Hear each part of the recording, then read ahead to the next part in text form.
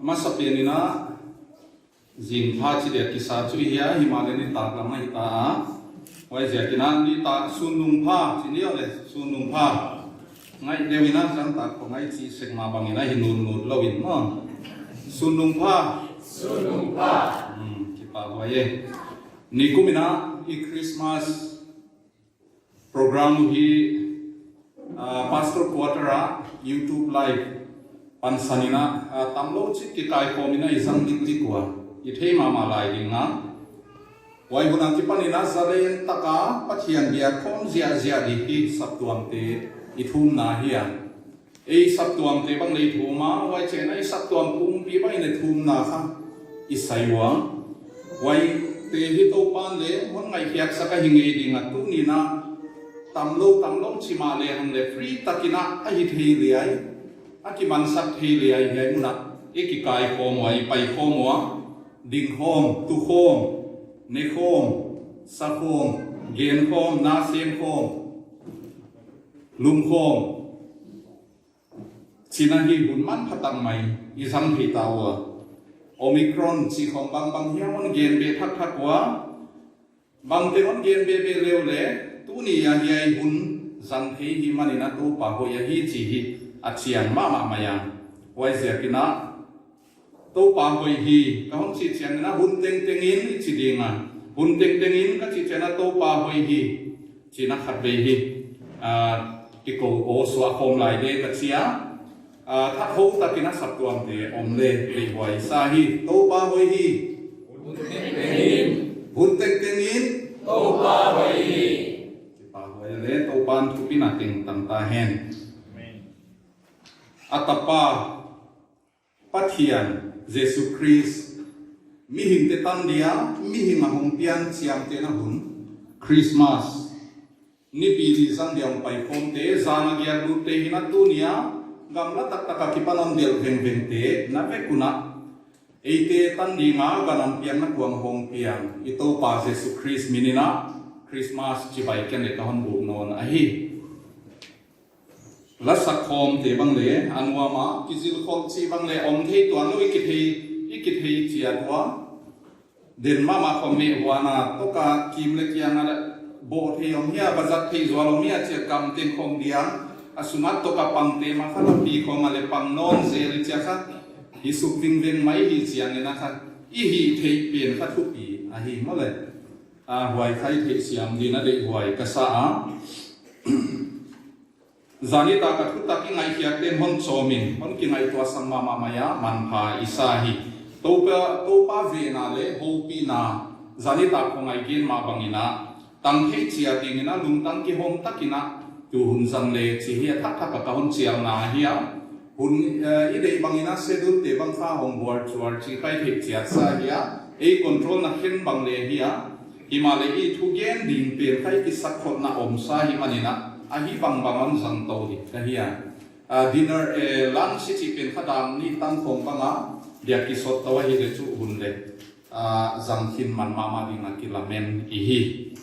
tuni ta gam hunina the why of Christmas it's mo ka grammar bang diklo hilo hi chi simbang le ki on mai the why of Christmas ki mo kha why gen ding akisa hiya achile why I som na a igen lok tak bang hiya ichile why is Christmas necessary bang zia ka Christmas pen poi mo hiya mi chi omdan chu bang zia ka Jesu Christ pen van gama online mi hi ma hong swa hiya poi mo hiya mole why kha azia asan kichian tang mai om ahi manina wai tu hi gen home le chi hiya a deeper I get a personal level again le bang zia ka pathian ta ba Jesu Christ nang zia ka mi hinga hong suwa nga ya hi ahi ke nang zia chilo na bang zia ka to pa Jesu Christ pathian na online ke zia ka mo personal takin bang zia ka pathian ne ke zia ka mi hinga hong suwa nga ya hi chi hi wai top na a hian pathian a hi le pathian ki chia hi le au tut a se put ut mi ngom suak se lo in le sim thelo ding hiya chi ong hi idot na pil huai tak tak tewa hiya yai dot na pen ordinary dong ding atule tuina hi dot na hiya dot na che pen dong ding ki salo i hiya idot na pen chu tu na idon som pen chu bang zia ka Jesus Christ ke zia ka mi hinga hong pia a hi why chu why the why question more the why of Christmas chia hi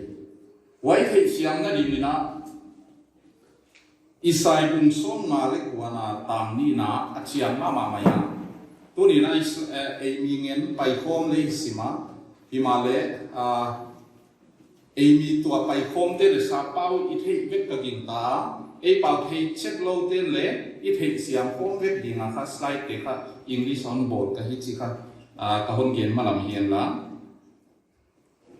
isai bung som nga le kwa tam ni na but your iniquities have made a separation between you and your God and your sins have hidden his face from you so that he does not hear achia yai na gen chiang ma mai hinai he ai bang zia ka Christmas chi ong poi mo hiang chi hi ya a chiang ma ya it was because of our human condition why human condition bang hiya ichile pathian to ki hian separated from God because of our sins no why he Jesus Christ mi hinga hong pian na san abul pia hi chileng hi ki gen hiang lo ding hiya isai na kumza asin pai sai na na gen chian hin a hi a chile tu ni na hian na pai khom nei ki ngai to na de de wai sak chu pathian to kilem lo ta ka hian mu na om bang yong kha zen zen hian chi hi ikivel dinga zani ta kholai gen sama bangina Christmas dia chu motivational de mai ai kele bang hiam ki pa na lam khur wai de khong na hi zoi zoi le thu gen bang ne ichi de mai the hi ma le tu ni na yai session hi i hi na pen ki phok hiat wai pen hi i thil tu khile de wai sama ma mai hi tu ni na yai nam tu khom te bang ki vel din chile han group ni khonga khen he ding na ka jing ta wai pe chu bang yai chile group khat na pathian ko anak kilem lo ngei hilele tua kilem ta group khat na kilem ta chi mana hial non het lo le perfect chi na hi lo himale pathian ko kilem lo mel mana om hilele to kilem ta mo atam zo le hilina ka ginta ani na chu bang hiya tu ma le nya ki khomai tut lai le pathian to kilem nai lo yo kha ya mo wai kha thu poi mo hi yai group te ke non huang kha ke chi thei ki om ja gin ta lo ka hi pathian to kilem ta ka hi chi te bang le hun khat la ya chu bang hiya jesu pen lem na la nei lo wa khil na hin kwa na khosa ki hi chia de hi nang hi na ke hi ta le group 1 na chu ki tel kha chia te te wai zia kin pathian mi hi ma hom swa na zia in ei te teng teng kha hon wa kha pe ka hi chi hi tu ni na thei le dei wai sa hi exception of hello nang zia ka piang thak sa hi na piang thak nai lo hi le chine nang zia ka na human condition zia ka pathian mi hom swa ka hi chi hi tu ni na thei le dei wai sa hi pathian to kala Jesus Christ pen lem na la nei kha nai lo tu lel bang ale pathian to kilem het lo wa hin kwa ning kitel taka lungkim la lungkim tuan lo pathian la lungkim na la lamen tuan khol lo lungku la nei thei tuan khol lo ai kele lungku ma ma la nei thei nai lo yom zen zen le nang zia ka pathian nge asian sa mi hing te laka sim tel lin tana hong kiniam hia ka mi hinga hong tiang hi chi hi tu ni na ana thei le chin ama sapen na dei wai ka sa hi tu ni ai thu gen khong ina khil na le human condition again na on ka khalwa bangi sakha ka offended sim hial banga ana omi khar le na nga di ma hi message ka ki ge na hi chi na hi mai ding a hi Christmas message di na khawina depression wai chi le wai ma itu a hi ma sa chi hi tu ni nai thei siam di na to pan i hi na tak thei chiana oma lampi hoi zo hinna lampi hon bol sak a hon ko mu pen wai lampi ton thei ding na to pan hon ho pi chian hi chi hi tu se so na ding na i thum na le a hi lai lai hi Waiken laina pathian agenda banga hidia mi hingte to kisaya kuahiam khatina hidden agenda chi se ko bang leom le mo politics to kisai kong bang le bangyam khatong se mu hidele asek pelu lampi bol lampi zu thiam le mai he hidele atup pelu khat again ti aklo agenda khania na kisem na ta hi khogel bai bang ani achile pathian agenda chi lian dewa ende hile banga hidia le lai sian ho pan sanina what is God's agenda why to allow gam tunding chia hi nagam hong tung hen chinai thu mo le nagam hong tung hen chinai thu mo na dei lambana ki bangina leya le ki hi hen let your kingdom come chi kha Jesus Christ mai na nung zui te thum na ria hon sin sake wai tu na dei da na vai hom na om hen la na dei danin khosani china ahong hi mai mai achile hiai pathian langam to kisai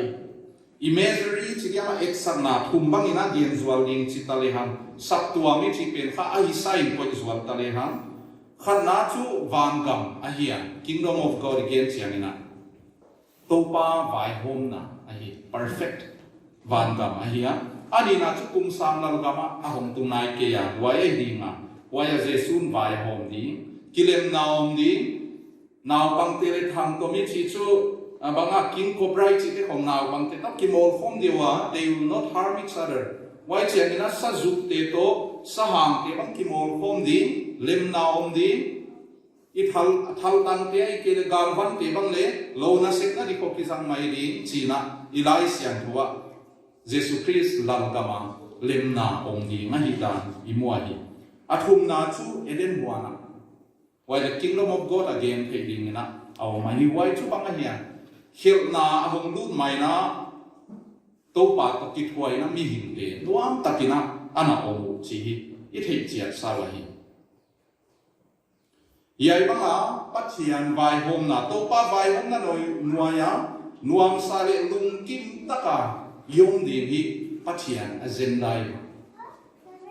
ama ki pa ka ama lung kim di wai ka pathian agenda ama to fellowship pa nuam taka om di wai ka pathian agenda ahi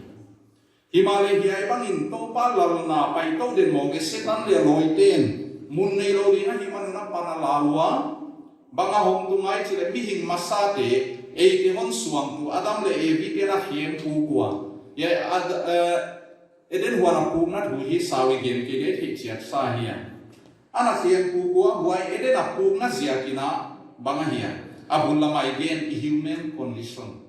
again kha ahong ki panahi why machu it was God's kingdom mo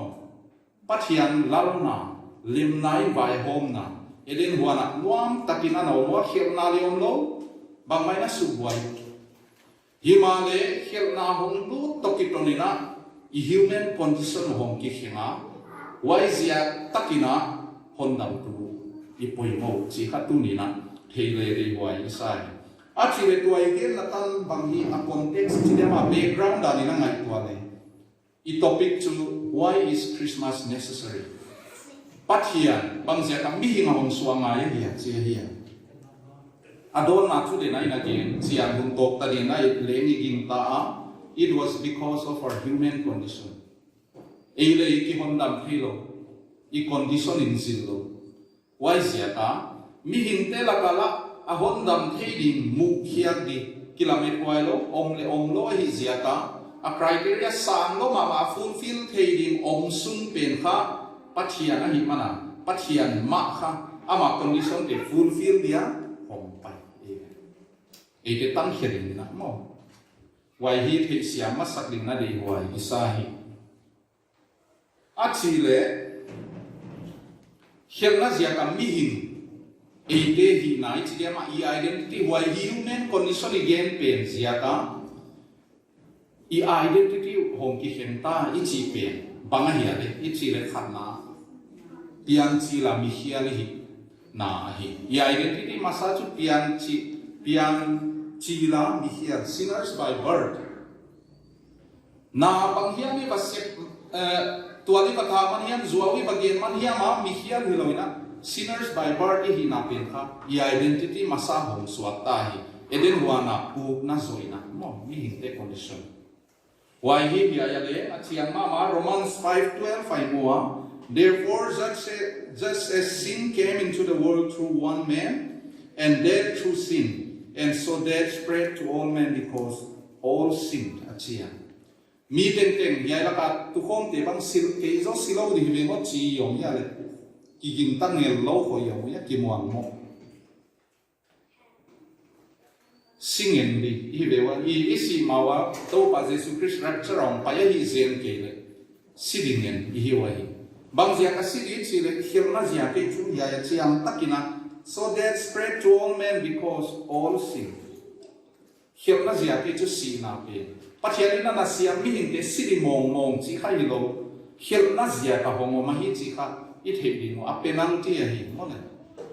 why khil na dam le vi te bang na hial lo hi le sidi na I din ta ya le Bible pansan chet ading in chu si thei ding le khamai thei wa hi ma le si na pen kha bang a hian sidi nga siam chu hi ke le kilom chi chu ke mi mal conviction a hi bang zia kin eden huana himna singa bang le freely accessible a hom why khelna hom tum taka khabang ahon hi ge ari pathianina na khelu to kitonina na sidi mochi to kitona kha why si na pen hon establish ta si na to appointment pen kha hon bol ta hi mana banga hon sep hia ge chi le himna singa lampi ha tan cheti waya pan ni hin si na kha confirm thita singe nge himna singa mane the non talo why zia kina hi hi isi dibang le I hil na zia ka hi chi hi tunina hei thak le ri wai sai hil nai chi kha pathian bol hi lo hi hil deng deng pathian bol hi le hil na le pathian bol hin te chi gai gai pol bang om se ka yai dan in en le adam le vi hil na bang zia ka ya le hil na bang zia ka ya le si nai chi bang zia ka ya le de ni nai in again kina hil na hi na si nai chi te pathian bol pathian agenda hi ke chi hi igen hin ta wa hi pathianina bel ama patyon siama hi manina thil choice de bol the di decision de la the di ina free will la hon na pia a wai zat khel na zia ka khel na si na hong tu na hi chi khai the di wa hi mia ni chi bang le pathianina na bol hi lo mia ni chi chu thil bang ma om lo I chia bang ma hi lo hi tok mai wai tan wa dinga it is the absence of light mo thil hi lo ve darkness chi kha thil hi lo wai pathianina wai tan wa dinga light hon bol to kitona kha darkness chi pe va atwa ma va bol ngai lo wa wai light om lo na mun kha mia hi mai wai zia kina hil nai chi bang le si nai chi pe bang le pathianina abun tu mi hinte human condition original human condition dia ana bol masakilo hi chi hi theisiam le de wai isahi Elijah and Thosimina chi ang taka ahon hil banga hi chi le banga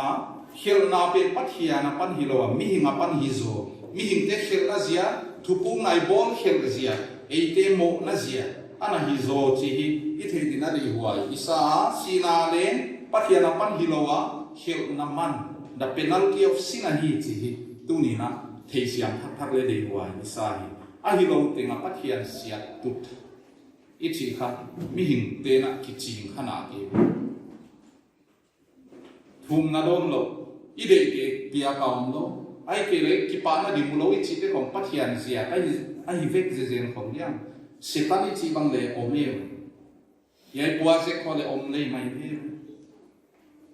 mo ne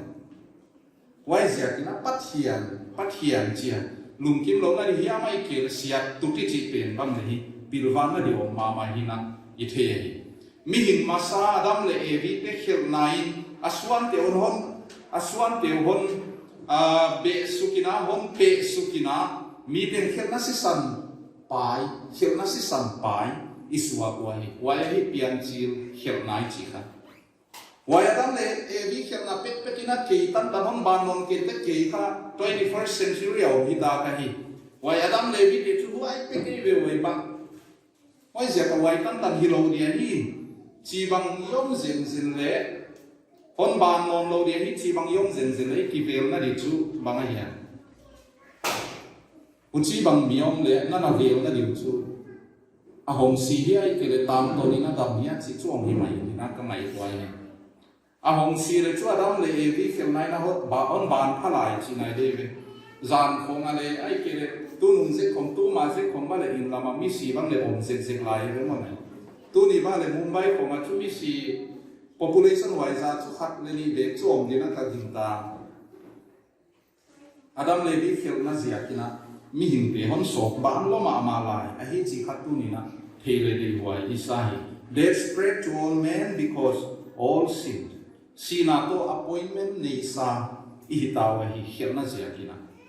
ahundi ni the ke chi thu le la hi ahundi thei lo zia ka khalum wang ta ka kiom khana ke me mo la ya hebru te bungkwa tam som ni le sagina and just as it is appointed for men to die once and after it comes judgment achia it is appointed for men to die once si ding nga ngen hi chi hi ya achiang ma mai hi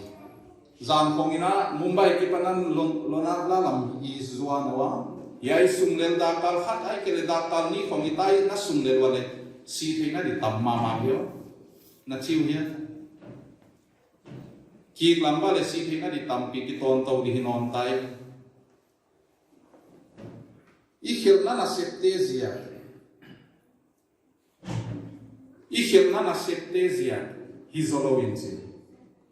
hial him apiang le him I mana mi hial hi chi khatuni na thele re huai sai I na ipian pi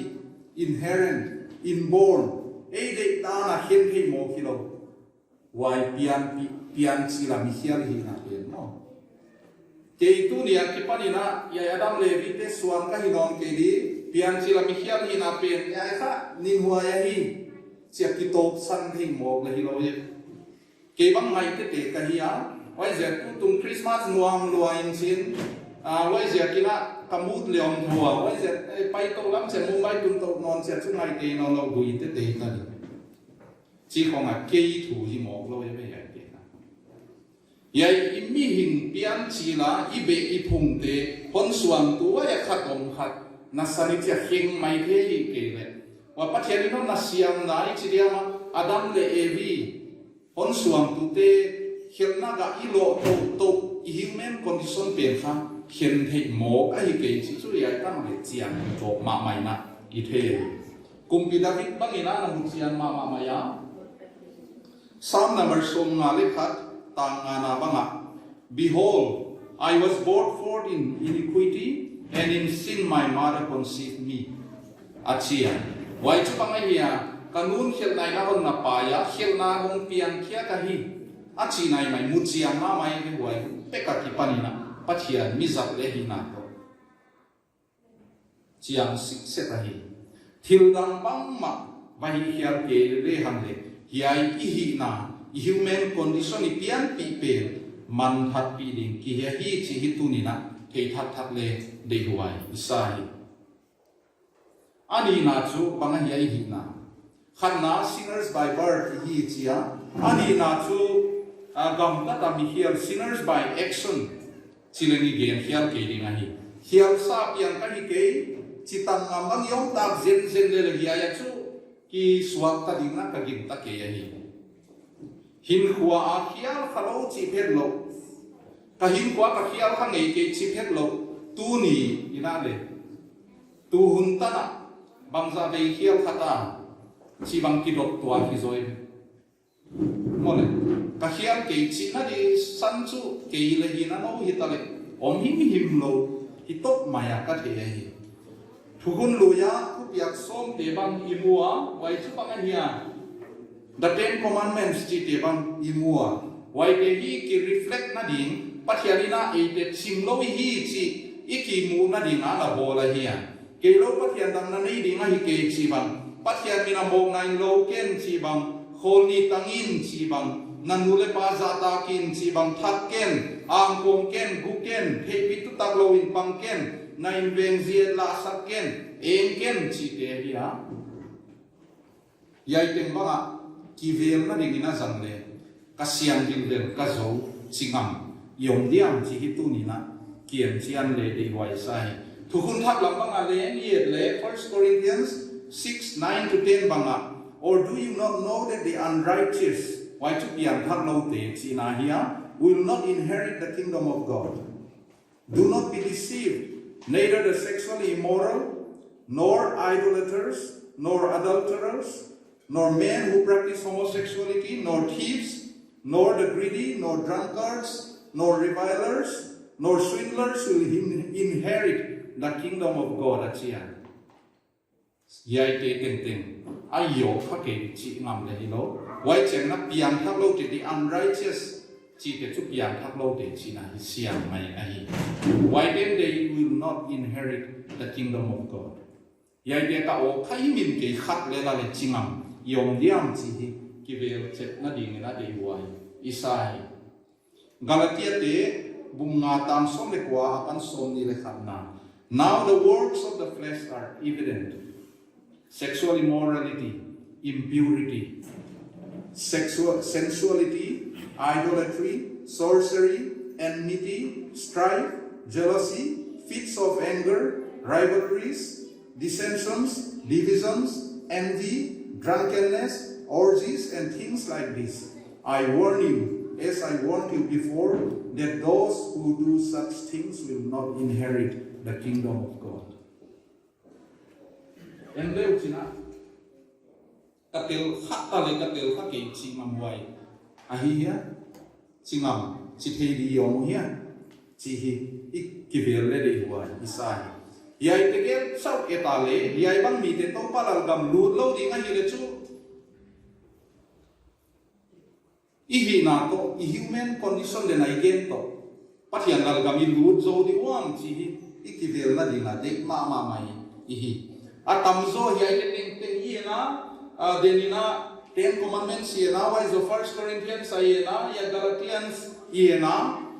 atamzo ka hi zo chia na nui sim he hawa na kimwang bu sim lai la mani kimut chian ud nai lo bangyong le bangale ibu ditsu James 2:10 abang imuane. For whoever keeps the whole law but fails in one point has become guilty of all of it. Avet pial denali somong dia avet pial ha hi zo ka hi ke ta mithu pi ka hi na chi bang ita le chin khat lel eng kem chi khom ai ke le jealousy I chi te khom fits of anger I chi te khom khat lel anaku le ai ke ting ting ha guilty na hi chi ka biblical standard on mo ke chi why he tang mai je le chu bang chi ta ri mo le khat le fulfill zo lo I ya le ap fe ka guilty le chu bang suak ta ni human condition to ya hi lai sian ko hon sin san na ani mai mai ya ita na le dik kisa sim lai mo fu kisa zo sim lai pataw nai ko lo guilty ai ke le banga ki siang tan na di bang musim lai bang yong khak sen sen le lai siang tho ma mai na mi hing te to ki sai bang china na ge na le Ecclesiastes bung sagi tam som ni na surely there is not a righteous man on earth who does good and never sins mi khat leom lo chi hi mai lai siang tho hon sin san na hi wai chiang ina Romans 3 bang alen Imua wai chu bang hian ichile none is righteous, no not one. No one understands, no one seeks for God. All have turned aside, together they have become worthless. No one does good, not even one. Not even one. Khat chau mani diktat na mani hoi na ziata righteous apat yan minwa omzo di kiong no mi khat le khovela piang khia teng teng mi hing khat chat ma le mani hi na suang ngam ni suang zo di om lo che ve lai siam thon sin san na wai te la ka nam le ke le te ri ve ya la ka nam ta ko ki chei chu thu tua ma hi mo le hi ma le pathian mit mua bang hi ya i human condition bang hi ya chi tu ni na ki vel chi an ma le de huai isai yai ban zek bang sim su leu chin na mu diu chu a go lu chu bang hi ya their throne is an open grave. Open grave, it's it. Vamuleu chin nuam din na laging tao ya open grave. Han kitosa amile kipum hinta wai kha kipol khethak. Mu len nuam lo di, nap len nuam lo di, kimang hin sok het lo di thile. Wai dear trod about kamu akam suak te na sangka wai pang le laki huai ahi mi hin te kha. Chỉ khá lại xem của vấn sinh sát nà hi wai giờ kina kisel wal hi lo hi o khai hi khat na chu bang hi pian sila mi hia hi dan ge na ni na chu na set ma set hia tho ma le mi hia hi na human condition imua athum nai mo chu bang hi i chi le sinners by body chi na kaun gen chu mai lum tanga mi hia hi va set hia tho le hi lo isi sana bel sa bel le hilo ilung tang isuang tua nai mai tua na ma bangale ni hia ni hi dan hi ilai sian tho sin sana i human condition athum na ahi na se pa hia lo chi ma miong zen le i mai tua na te imagination ai ke i fantasies te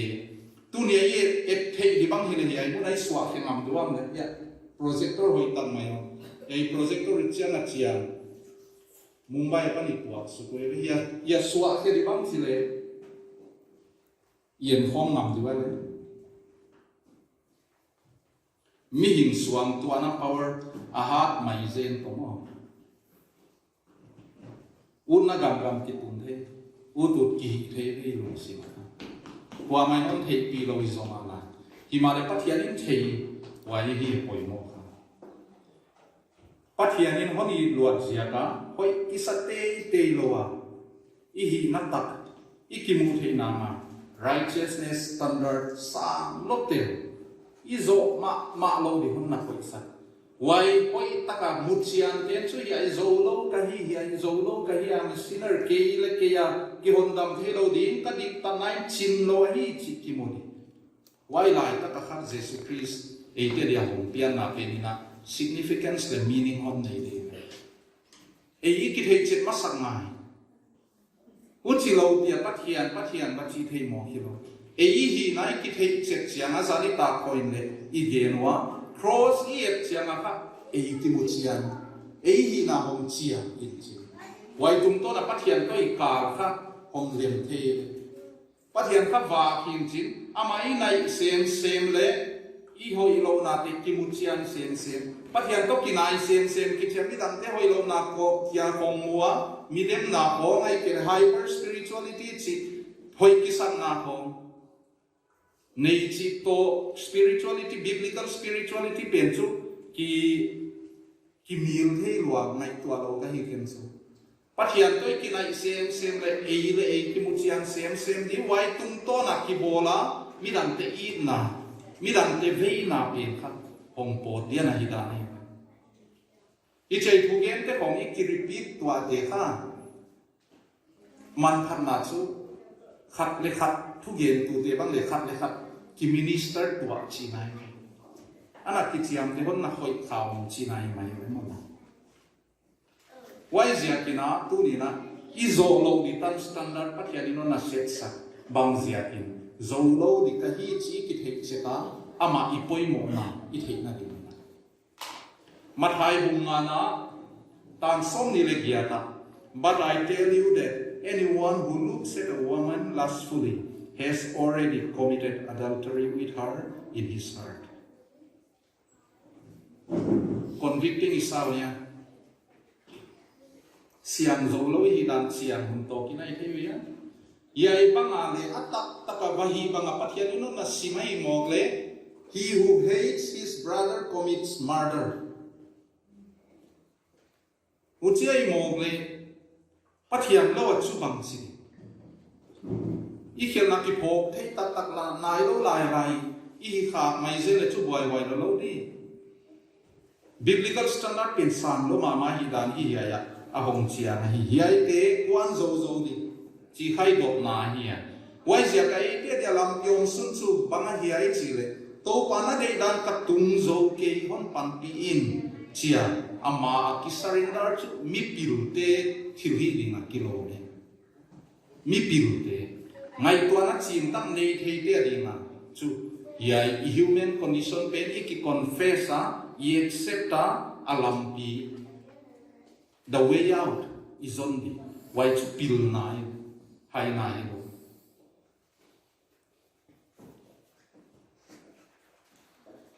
mani hi na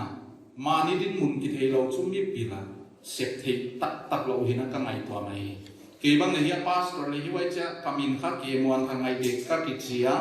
a ki chia i chi ding na himale tapai na lam te khonga ke kha Rahul Gandhi ka hi kong ka chi mo len kha min kha mi pil wa bang na sek kholo mai thei le ma le mani hi na ki pho kha mi pil na kha hi why zia kina ya spirituality to ki sai bang ale ei hi na hai ki pho ni poimo ma hi chi hi tu ni na thei le ni wai sa hi to ai gen khel na te ni hi na teng mu thei hi na mu thei lo hi ta le i hi na teng teng a hon cover hi i si sana i pian chi la i na sepa i ngai tuana ya ke teng tenga a hon cover ve ka hi kwa ma suak ta zo di ngom lo hi da na chiang ma ya ke zo ngai tuana siang lo le he na le nge lo ke ve chia nui den hi ar bang na om hi ta le i hi na i si san ma bel pen be ka chu tam kha tho di ve mo le tam kha tho di hi khel na ba hi te zia ka ye ga ni na ngai to le khel na ba sep te zia ka mihial himasalo china mihial na hi zia ka khel na ba sim khana ni the siam ni i hi na tak bang hiam ne gu na yam mi ba vua chini wai zia ka mihial van ga nu lo di chi kha himasa ze zen lo ni mihial sa na hi zia ka na original human condition pen mihial sa na hi zia ka wan van egu kha zuam gen kha hi den ni why hi human condition dik tak mo ne why zia kina i hi nau kha ki pho kina ngai tua thak le chi hi ki chiam na hi hial ki sa lo bang yom lai zen le yai ta ni gen mongina bangai mu first zone 1 ita yai tan khem na thu sao sim ta ki gen ta yai ta na le ki convict zone ai lo yom le chu ya imu banga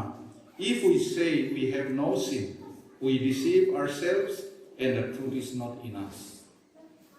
the truth is not in us we dis ele e ki khem le hi diktate ki sat le hoi ki sat le why chen in us wow gen hi the truth is not in us thu tak gen lo hi zuaw thu le hi chia why chen lai siang thoin the truth that chi kwa ya le Jesus Christ a hi ke khel na nei lo ka hi na chi le chu Jesus Christ na nga aum ke chi na le ko nga le why hi chiang hun to kina i ngai to hi yai ta na le ki siam ta nu lai i hi na lai siang thoin na hon hil pen pomun nai lo yom le gen be di tan tuan thei non gen be di dan tuan thei non kai you are only consciously living in denial no first on 1:18 in ahon sim satchu denial a omlo ina a reality a hong pot leuchin I am a sinner chidina hiu if you are truthful I am a sinner chidina hiu if you have Jesus I am a sinner chidina hiu kidik tat sakte te pen zuaw gen na thudik lo na Jesus Christ nei lo na a hi chi ilai sem hon sim sana hi actually the condition human condition tam khop tak igen suka waite zia kai mai to di banga hiale ithile khatna spiritual day wai chu adam le bia na kheluna ana tung kin ta mi hing le pathian ki gam la ta wai game na ahi wai chen ni na physical day hong hi ding na tak sama ma le khilna zia ka isi na pen athum na hong tum nai lo eternal le wai chu God muna I pai tak tak di pe a hong hi di na hi tang to na pathian to ki hen na gim thuam na ya hi human condition kha mang tham pe ma di mania ki hun khe zo wa lo I hi na yai tapa ka hi ai ke le local upa committee hi ai din muna ong ka hi ai ke le bang teng ge ni na kham the hi lo ka hi wai fan te wai ta ka pe gi ge ka hi bang teng ge le wai te na ge nei lo wa hi to pa to ki hen I hel na te zia ka amane hon dil the lo bang zia kin ki gam na lo hel na zia ka de na Isaiah pun tu ngai sim hel na zia ka ki hen igen te na san sa the lo he cannot hear us pathian to kilem lo phet lo mel ma enemies mang thang di sinners in the hands of an angry God in need of a savior yai khai bin mun we I human condition helna ziatina yai din mun to pa na thei zia ka honita hon hepia eden huana kipana koya om na hia chia hon na dong hon na sam pana hia tu ni dong mi hiam te tan ding na I tina ahon sam lai ahon zong lai chi hi tu ni na thei le de huai sai ei le ki hon khe thei lo suak ta zo lo hi la ya ama hong ki sa hia a hi ho helpless le hopeless a hot hiang ngai la ei le ki hon khe thei hi lo din muna I hia pathian standard la sang lua perfection hi mai ma why perfection chu khovela spiritual leaders tuang te Muhammad ina Ram ichi te Buddha kwa hi ta le yai khovel sungle kwa mi teng thilom teng a fulfill zom lo la hutia I fe ta hon no chian mai dia na I thwai lo ama pat pi nge ya hon bol ama hu piak mama dik ni li ta him mi te ki why ziatan ama hong kwa ne the why of Christmas why zia kama hong kwa ne Christmas chi ilom zwa adik mahi lob di mahi mi hin dia chu there is no better news kai sam chi phet lo prime minister dina ya ki pan helicopter yong po khe vol lew le why sam le thu pi zoi Christmas chi ka Himale ngai to le hang pathia na dia thuki pa huai lo le kilo huai lo ahi ginta huai khol lo hi Himale I na zia kin nang le ke van ga mai ta the na ding ni na ama khwal bu ga hong takia nang le ke van ga manuam sa yong the na ding ni na ama ganan piang na tuanga a hong lum chi hi tu ni na theile de huai sa hi pathia to I kal lem ding I na zia ka chuak dinga I gi long na te zia ka Christmas chi homo ma hi chi hi tu ni na thei thak le ri huai sai Jesu ke zia ka hom pai ve I chi thei tak hian na hi na ki thei chian tak ma hian Bethlehem ka nam piang na kuang hom piang pathian pen theya hodam na hon bol sak pe I ham pat pi thei na ding na le nai na ge I hi na di tak ikithei chet masak apoi ma ni dik ki sa geu ka lung tang to Jesus Christ pen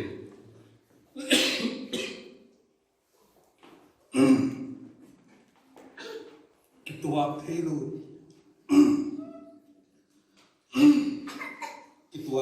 hi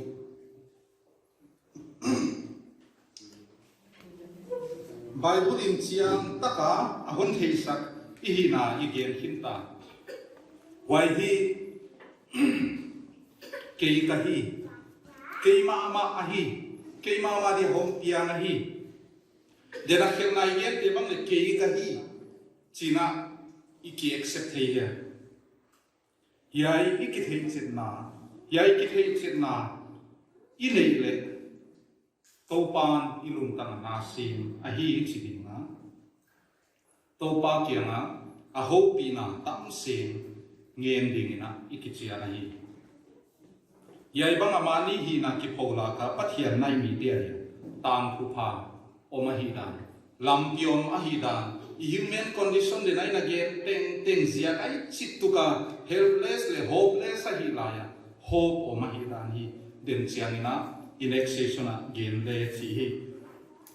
ikisak na hi to pan athutak igen hiate kum to ni mi chi lung tanga kibel thak na kha on pele chi hi tu na hi ken tu ni ta ka ma ni na yo na ka hon so ka ki pa tu